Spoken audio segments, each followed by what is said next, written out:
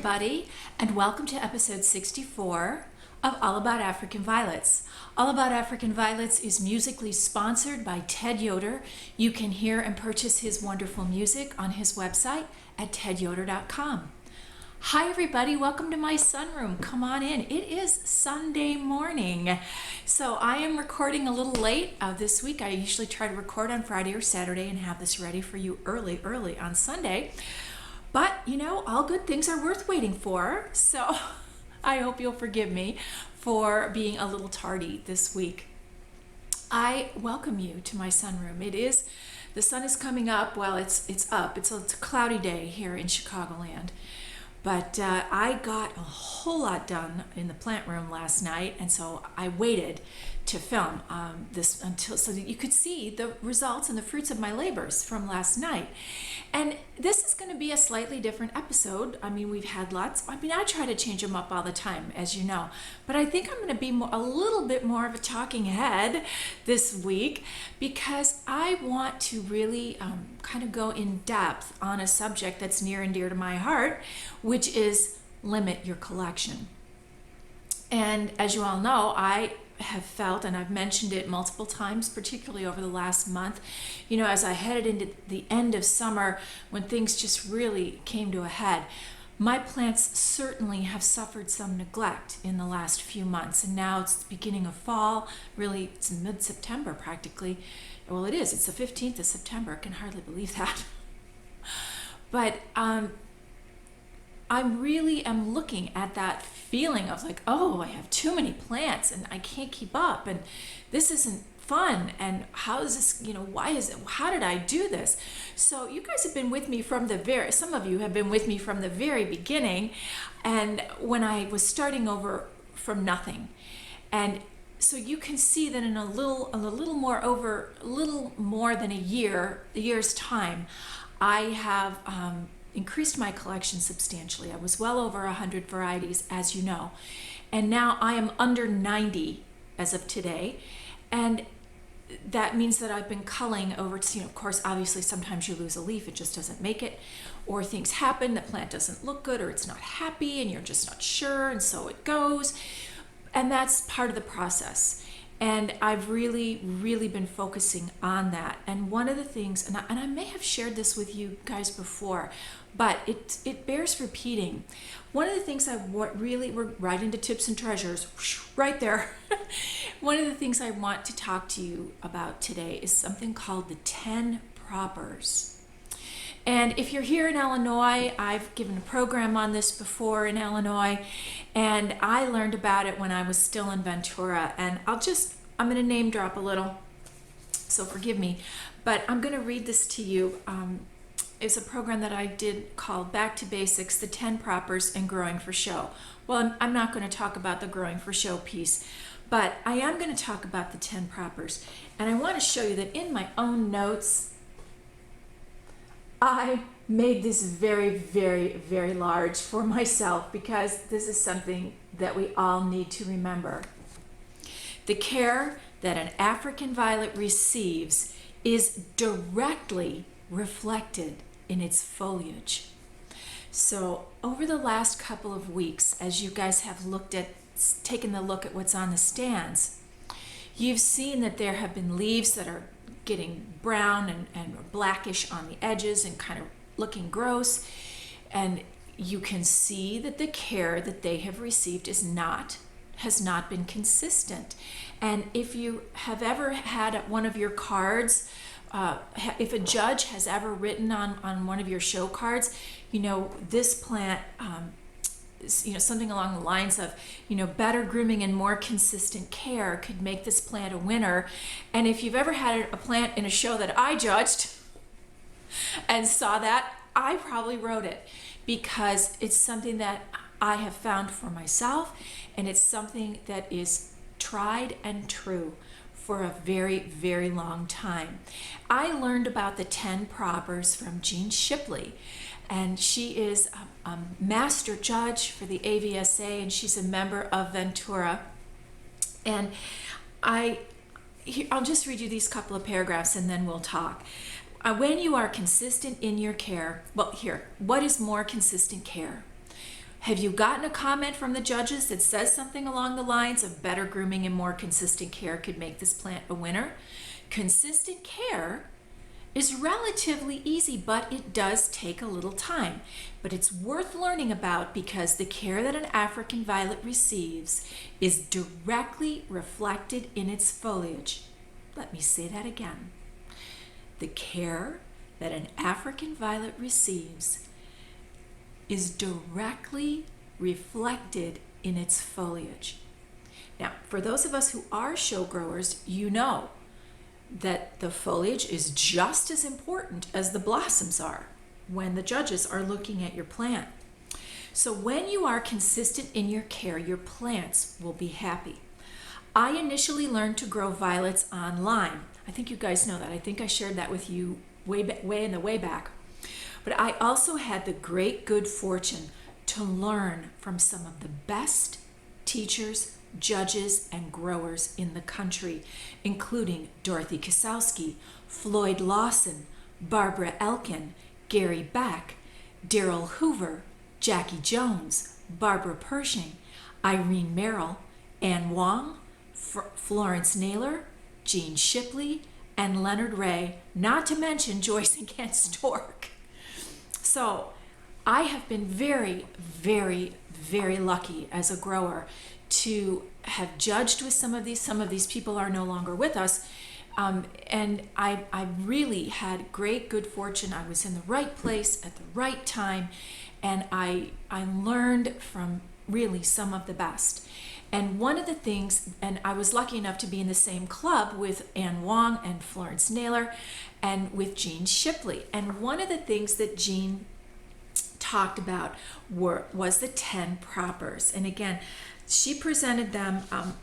I'll read you this again. One of the things I learned as a new grower was something called the 10 propers.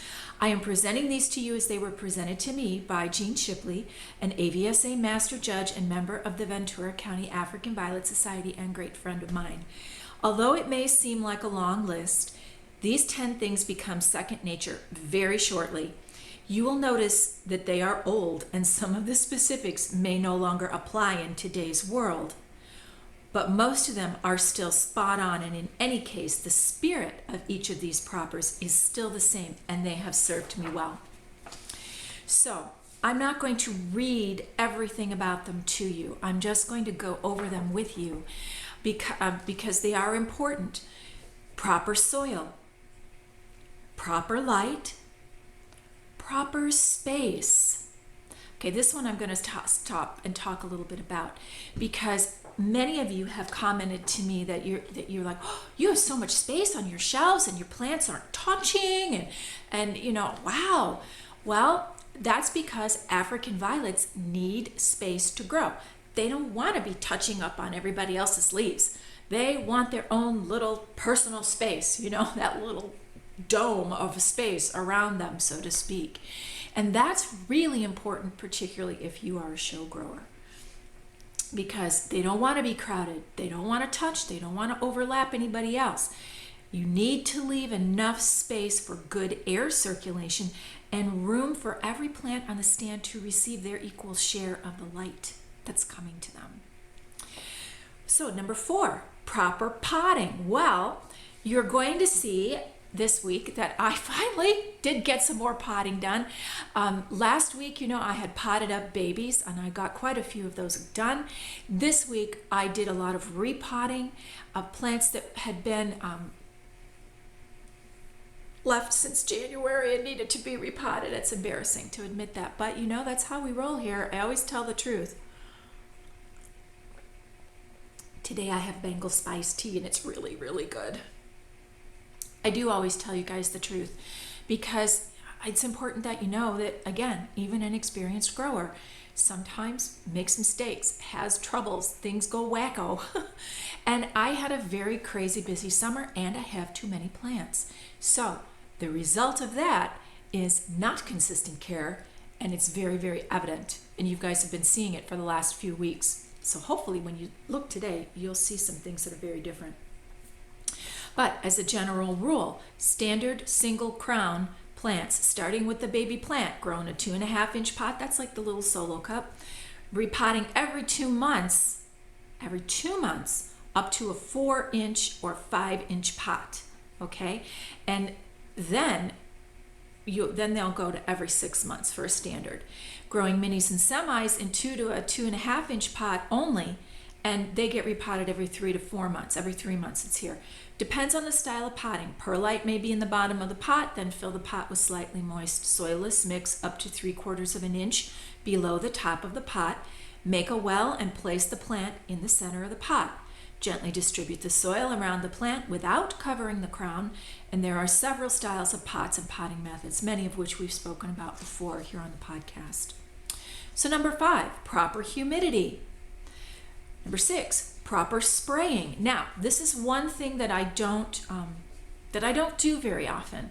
That I found for me, this is something that in the past I think we had to do a lot more of. But mist plants with tepid water every few hours in very dry weather. Well, if you were home all day, you could maybe do that. But just sometimes, despite all care and hygiene, plants do need to be treated for pests and diseases, and that is where spraying does come into play if you really do need to spray. I don't foliar feed my plants, so I'm not spraying them, and I have never had, I now live in a very humid climate, and generally speaking, in the winter not so much, but in the summer obviously very humid here in Illinois, in Chicagoland, and I don't need to spray. But if you ever do need to spray for powdery mildew, for bugs, for whatever, you need to seek advice. First of all, you need to figure out what you need to be using, and then seek advice and apply correctly. So if you're using a chemical, something that could potentially harm you or animals in your home or something else, you need to be sure that you are doing things correctly. And for example, I have sprayed for mites in the past. I won't do that again. I will toss everything before I spray for mites again. The stuff that you have to use, I use Avid. I have used Avid for that. It is highly, highly toxic. You have to put clothes on every part of your body, and make sure you have socks and shoes on, and make sure that your hair is covered, and then you spray. And you make sure that you spray both the tops of the plants and under the leaves as well. And then you have to take off all those clothes and immediately wash them and get yourself into the shower and wash yourself as well. And you have to do that 3 times. And it's, every second day I think you have to do it. So that's 6 days, 3 times of doing that every single time. So it's very, very important that you follow the directions if you find that you have to spray. Follow the directions very, very carefully. Okay? And do not spray unnecessarily. There's no reason to preventatively spray anything. But if you need to spray, then be sure that you're thorough and follow the directions. All right? Then 1, 2, 3, 4, 5. That was 6. Okay. 7 is proper watering. And one of the things that happened down in the basement this last week is I wasn't down there all week long, and things didn't get watered the way they should have. I should have run down and watered, but I was really short on time and I couldn't do it. So that's what you're going to see, the results of that on a species plant during the look at what's on the stands. So proper watering, proper cleansing. That means get your brush out and get the dirt off there. You're going to see on the look on the stands that when I repotted, a lot of things have dirt on the leaves. As you know, I usually I try to get most of it off when I am right then repotting. But I also then, whatever I can't get off, I let stay there for another few weeks until the plant is reestablished and sturdy and stable in its new pot, and then I get my little brush out and start cleaning that off. So number 9 is proper fertilizing, and we've talked about that here a whole lot. And what I learned and what I do was that it was best to use a constant feed type that's water soluble, and that's what I use. I use Optimara. I believe it's 12, 14, 12. I think that's what the ratio is. It's really a balanced fertilizer. That's what I find works well for me. I do use a bloom booster usually on the pre-show schedule, but a lot of people don't use a bloom booster and their plants do fine. So again, experiment, find out what works for you. And the last of the 10 propers is proper temperature. And we talked about this last week as well. African violets like the same conditions that we like. They don't want to be too hot, they don't want to be too cold, they don't want to be in a draft, and they don't like to have their feet wet for any great length of time. So those are the 10 propers. And when you take them all at once, it sounds like, oh my gosh, how am I ever going to remember that? It sounds like a really lot to learn. But you will learn it, and you will learn it so that you don't even think about it anymore. It becomes second nature, and it happens very, very quickly. And you'll find all of this information in any of the books that I've recommended, and plenty of others that you'll see. In particular, the handbook, the AVSA Handbook for Growers, Exhibitors and Judges. You Can Grow African Violets by Joyce and Kent Stork, and Growing to Show by Pauline Bartholomew. All of these things you'll find there. They may not say the 10 propers, but you will find all of this information in any of those books.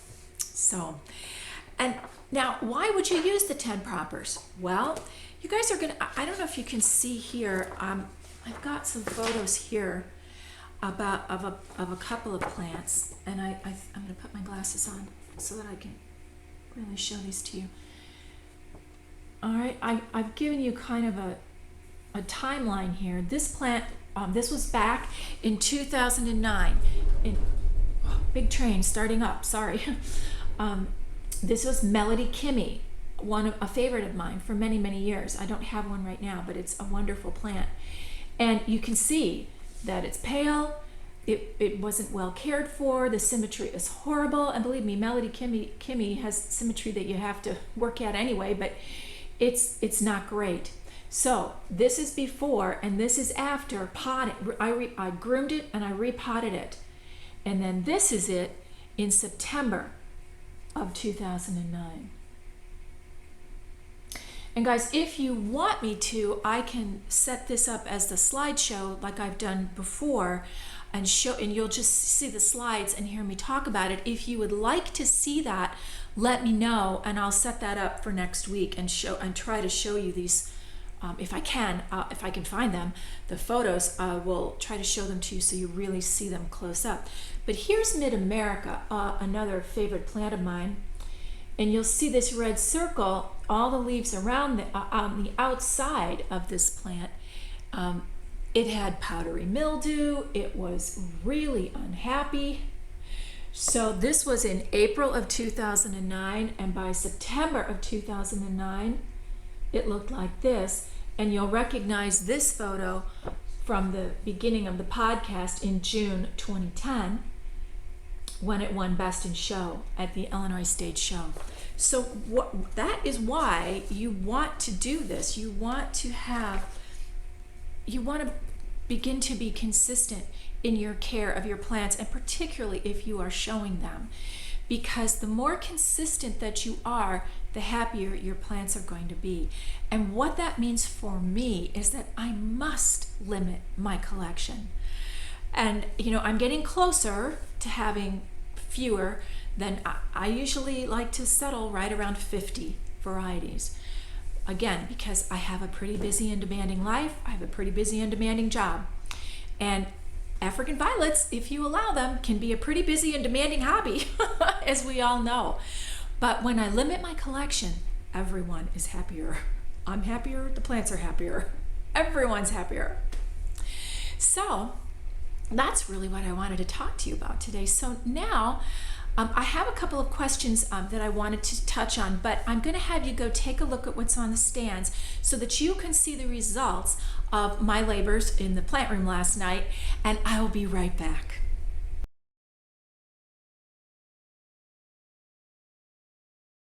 Well, good morning. It's time to take a look at what's on the stands. And you'll notice that here in the guest room, there are more things on the stands up here this morning. And this is important because, let me come over here.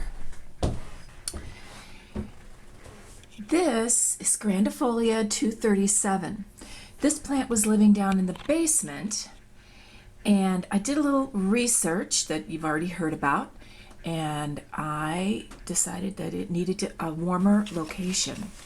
And I'm going to turn it a little so that you can really see. I took some leaves that were severely affected by the temperature and by neglect.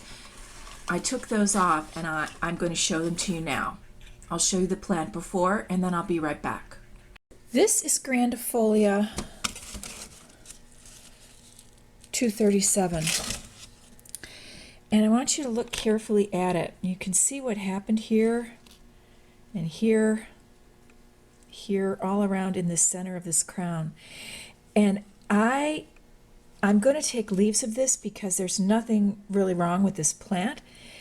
This is, I'm reasonably sure, is from neglect, and also I think this is a temperature issue for this species. So what I am going to do is I'm going to take the leaves that were very affected and just pop them off. I am going to look carefully to see what else is going on here in the crown. I think these are just blossoms trying to come up. And then I'm going to move this plant to a different location. I don't think it likes it down here in the basement. It is very cool down here, as we know, and I think this one is just not too happy with these temps. And as I've mentioned before, species, there are warm species and cool species, and I have some research on this that Dr. Jeff Smith gave me, and I need to find it. So I'm going to go find it.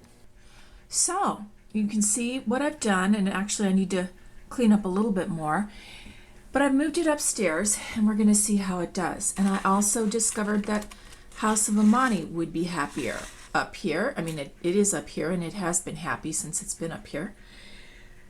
Second row, I moved the Ionantha up here as well because it just was not looking good downstairs. I brought it up here last night, and I have to say, to me, it already looks a little better.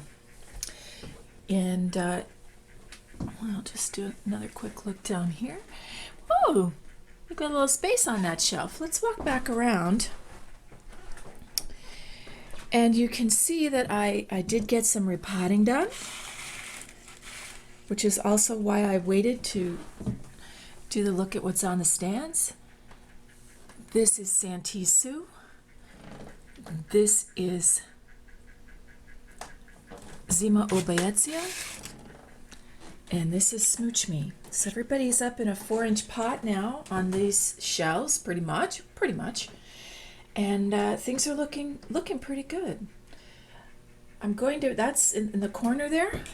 This is Fresh Air, and it's really about ready for a 5-inch pot. I didn't repot it because it was just repotted in June, but I'm going to be looking at that one. Let's go down to the basement. Well, here we are down in the basement, and on this particular tray, Pixie Blue was repotted last night into a 4-inch pot, which is really kind of big for it, but I wanted to see what it would do. And you'll see I have some more plants, baby plantlets potted up here, and fewer here because I did some of that work. And here's our challenge leaf from Carol Lee. Again, the things that are still left in here, I felt needed a little more time. Same over here. Things were close. That one was close, but I just feel like they need a little more time. So they're going to stay in there for a while. We'll drop down here and take a look at the Apicia My Precious. You can see the stolons all sticking out there and shooting out new little plantlets. I'm really excited. This is the best I've ever had an Apicia do. My friend Julie gave me this. And here we go over here. This is the Tinari Royal Blue Trailer getting ready to bloom. And this is Rob's Chili Willy. And for some reason I thought it bloomed blue, but that bud looks pink to me. I don't know. I guess we'll see when it opens up. And these are all the little plantlets that were up in the top dome, or the top tray, after I potted them up a week or so ago. And you can see they're all growing and getting larger. And shortly, they're still, in the tray, and I'm watering them in the tray, but they're about ready for their own little saucers. And then I think most of these are going to go upstairs. My experience down here in the basement lately is that the Streps are liking it down here. Most of the violets, not too much, except for the babies that are growing. I don't understand that. And here's Radar's Tensi, and I'm seeing a lot of this serious yellowing here on these leaves. I'm going to do some grooming and maybe pot this one on up to a 4-inch pot. Let me just show you this blossom again. It really is gorgeous. And this is Party Pinafore. Did a little cleanup there. Let's go take a look at the strep shelf. Well, I've shifted things around a little over here. And as you can see, some of these leaves on Dale's Polar Berry, they're old, and they really need to go as well. They're not really helping the plant grow. So the Streps are next in line for any type of repotting and things that need to happen for them. There's Salmon Sunset. Nothing happening yet on Midnight Flame. I'm crossing my fingers because it is a stunner when it blooms. That red blossom, it's one of the best reds I've ever seen. So let's go upstairs. Here's a little short stop to take a look at Petrocosmia caryi. And I'm not sure, I think it might need to be repotted. I'm not sure, this leaf is ready to go, and so is this one, and so I don't know. I've kept it kind of in a darker location because it's my understanding that it likes less light, but I'm kind of thinking that maybe it needs to be repotted. I don't know. I'm gonna have to do a little more research. Let's go look at the stand. All right, well, this stand looks a lot different. But I am happy to report that Mac's Scorching Sun did bloom, and it is a nice blossom, and if I'm not mistaken, it is blooming true. But to me, I'm not sure this is ever going to really be a show plant because it took so long to come into bloom, and it's looking a little, I've got leaves obviously that can come off here. I'm just not sure about this one. I'm on the fence. We'll drop down here to the second shelf. And this is the small Fisherman's Paradise that was in the guest room. And I have moved it out here. And I repotted it last night. And it already looks better to me. So go figure. Sometimes that's all it takes. Here's the Escananthus obconicus, Jersey snowflakes with a beautiful white blossom. This is Potsdalia rusalski, used to be up on the top shelf.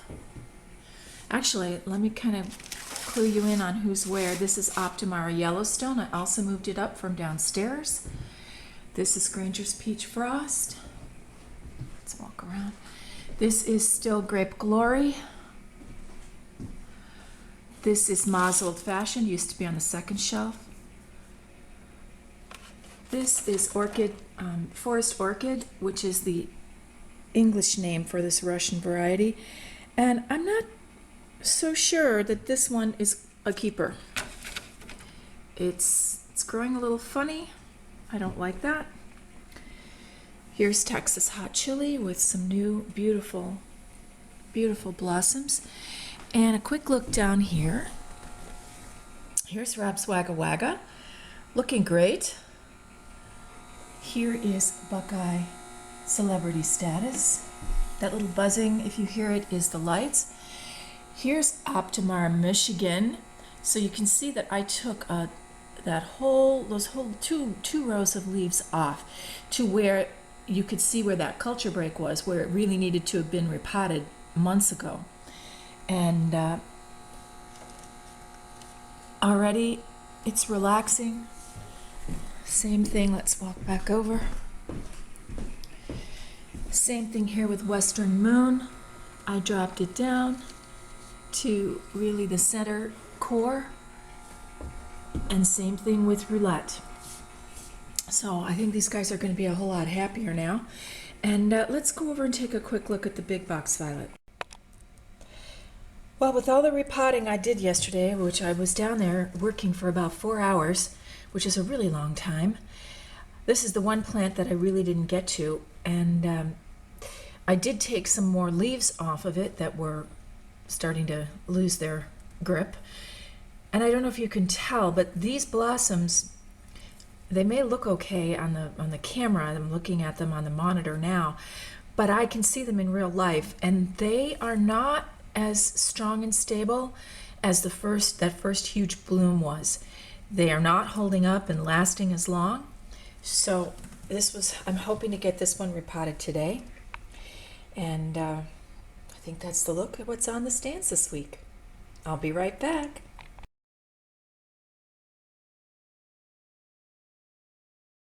So, big box violets still looking a little, well, it's blooming like mad, but again, those blossoms aren't very strong. They're not lasting like the first batch did. I really need to repot it, and I'm actually hoping that I might be able to do that this afternoon. It's really the last one, but it needs I'm using that Miracle-Gro stuff with it, so I got to mix up a separate batch of potting mix to do it. And last night it was like 11 o'clock. That's like way past my bedtime. I had to go to bed. Well, okay, so before we get the bail money ready, I had a couple of questions that were left last week on our website, and I wasn't able to answer them during the week, so I wanted to touch on them here. And the first one was from Chuck, and he left a great long description of what's going on for him, but the gist of his question is, I'm wondering if you have fielded this question before. How does one deal with the presence of chloramine in one's water supply, as is the case in most municipal water supplies now? I have not experienced a problem with this. I know that some people have, and I may have experienced a problem with it and not realized that that's what it was. It could, for me, it could just be a plant that I think isn't happy in my conditions. One of the things that if anyone has worked with this or had trouble with it or found some solutions for it, please leave some comments on the website this week, and let's talk about that, because that is always valuable information. And I don't have, again, any experience to be able to tell you anything about it, Chuck. One of the things I do try to do, though, is when I'm mixing up my plant water, I do try to let it sit for a minimum of 24 hours so that anything that might be in it can aerate out. I think chloramines may take a little longer to aerate out than chlorine did or fluoride did or do. So that would be my only thought on that. But if anyone else has knowledge and experience in that area, I would love to hear from you. Next question. Daniel asked further he said, I wanted to ask about the new size requirements for the standards you talked about. What I'm interested in is the smallest they can be is 9 inches. What happens to those African violets that are smaller standards that just don't make the 9 inches? Will they be changed and re-registered as semi-miniatures? Well, I thought this is a very valid question, and I thought about it myself. So I wrote to Bill Foster, who is the head of the Shows and Judges Committee, and he is the person that has this great store of knowledge about this type of info. And so this change, what I wrote to him was, I said, Bill, I have a question for you about the new 9-inch standard size changes in the most recent magazine. I publicized these changes on the podcast last week because they are so important, and I got the following question from a viewer, and that was then Daniel's question. And I said, my thought is that if a plant fell into that in-between category, the hybridizer of that plant would need to contact Joe Bruns to make a change to the plant's description. Is that correct? And Bill wrote back and said, Annie, no. If anyone is growing a standard that does not grow more than 8 inches, which I doubt, they just need to go ahead and enter it as they always have. If the plant looks mature, I doubt the judges would even question the size. Nothing will be changed to semi-miniature. I really don't know of any plant that is registered as a standard stating that the plant can't be over 8 inches. I believe the registration form shows a range from 8 to 12 inches or something similar to that. Nobody except Joe and the person registering the plant would ever see what box the person checked. I hope this helps. So, truthfully, if you got a plant that a small standard that was at about 8 inches, there's no reason that I think it should likely be able to be coaxed up to at least 9. I don't anticipate this being a problem, but it is a very good question, Daniel, and I hope that Bill's answer helps you with that. And then I hope I'm pronouncing your name correctly. Yoyan or Jojan asked, is having trouble with the podcast, and they are not able to watch it well, and they asked if any chance of my webmaster installing a speed dial for slower fans, as they are new to the hobby and would really like to watch it.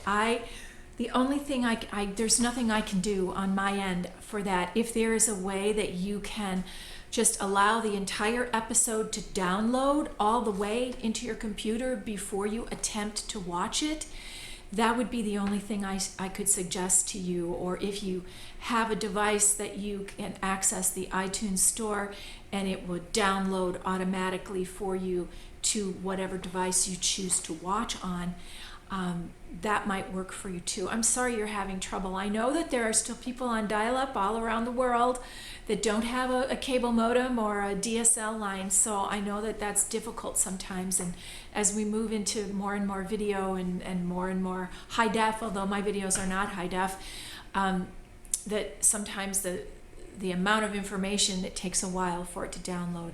And I'm sorry there's not much I can do on my end to help you out with that. I apologize, but I can't do it.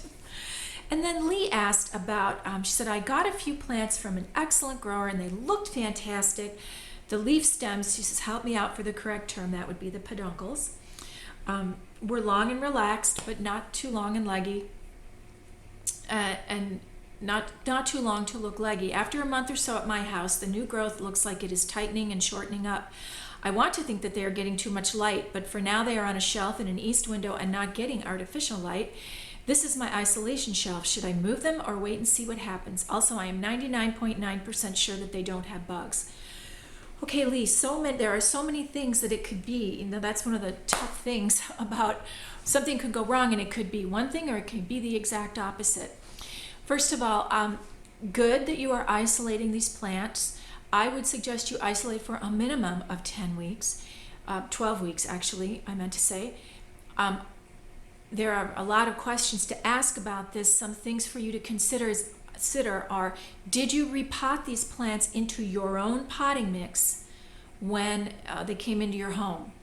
And if you have not repotted them into your own mix, that would be the first step that I would do, and still then leave them isolated for the rest of the time. It could be light, it could be temperature, it could be that maybe, particularly, that's why I say repot if you haven't already, because as you guys saw, over the weeks, the centers and things were tightening up on some of my plants, my standards that had not been repotted since January. And that is very common when things are not cared for consistently and repotted on a regular basis. So do take that into consideration, and I hope that helps you. If you begin to see really gnarly growth in the centers or webbing of any sort, then we're talking about bugs, most likely mites, and then I would say when in doubt, throw it out. So, that's my thought there. Okay, so, and Elsie, thank you for the tip about the begonia. I moved the dirt away from the rhizome. I don't know, I've never had one before, so I kind of brushed it off. I did have it kind of covered up. It wasn't real deep, but it was just under the surface, so I wiped it off. Cross your fingers I didn't kill it. Well, you guys, it's time to get the bail money ready. And I did have one thing to show you now. The AVSA website, many of you may have noticed, was down for quite a while this last week. And now that it is back up, it doesn't look quite the same as it used to. And I believe that is because, things may be changing there. So yay. But one of the things I was not able to access was the events page. I mean, I could access the page, but there were no events listed there. But I did happen to see on Facebook that the Ohio State organization is having their show. I believe that it doesn't say that it's a judged show and sale, but I believe that it is a judged show. And I posted that info for you on on the All About African Violets Facebook page, in case you guys or any of you are in Ohio and you want to go. The general info is that the show is called Violets Catch Beatlemania. I wish I could see that one. It's next weekend, Friday and Saturday, September 20th and 21st. I think it's Friday and Saturday. But whatever September 20th and 21st are, that's when it is. It's either Friday or Saturday or Saturday and Sunday. It's at the Kingwood Center in Mansfield, Ohio, and all the details are on our All About African Violets Facebook page. So, well, like I said, I've been a talking head this week, but it is time to keep moving forward. I want to thank you for joining me this week and for coming back every week and for telling your friends. We've rolled over 310 likes on the Facebook page, and that just tells me that you're sharing the podcast and more people are watching it, and I love that. So thank you very much. And I hope that your days in the week to come will be filled with all the things you love. Good growing. I'll see you next time.